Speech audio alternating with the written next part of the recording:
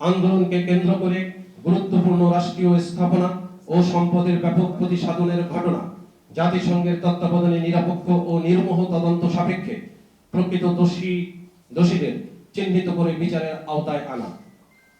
7 বৈষম্য বিরোধী ছাত্র আন্দোলনের সমন্বয়কারীদের ডিবি হেফাজত থেকে পরিবারের কাছে হস্তান্তর ও গ্রেপ্তারকৃত সকল শিক্ষার্থীর অবিলম্বে মুক্তি প্রদান।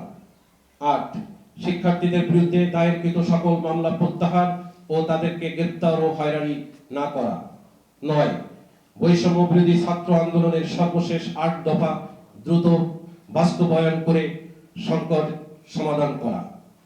10 তদন্ত ছাড়াই ঘটনার সাথে জড়িত থাকার অভিযোগে পেশাজীবী সহ বিরোধী রাজনৈতিক দলের নেতা কর্মী সমর্থকদের গণগ্রেপ্তার ও রিমান্ডে নিয়ে বর্বরোচিত নির্যাতন বন্ধ করা এবং গ্রেপ্তারকৃতদের অবিলম্বে মুক্তি প্রদান করা।